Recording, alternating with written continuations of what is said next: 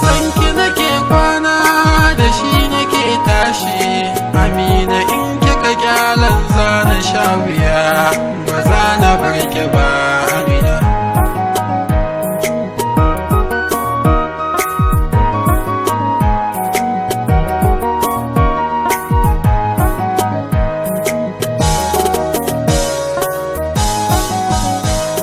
Safiyar makaho in za a bincika, ba dan hankali ba ya za a yi ma ya san da shi.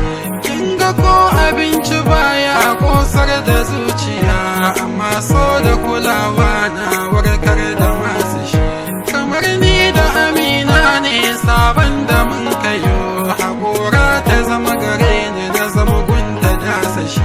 Labari na so da ƙaunar ya zaga ko'ina, kulawar da take yi min ya zamto arashi.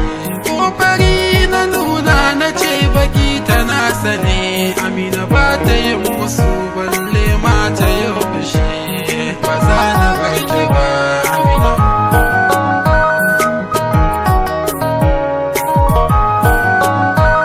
Ita zuciya hakikanta cikinta ba gashi, Amina so na gaskiya yanayin so ga majini. Tun kaho da ke nake yi a cikin abokanai, Amina kyan halinki ya sa na sami kwarjini.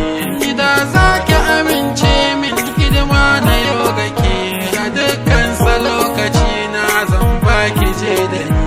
Ciwon nan na so da ƙauna ya kama zuciya, amma lafazin ki kuna ya zamto magani.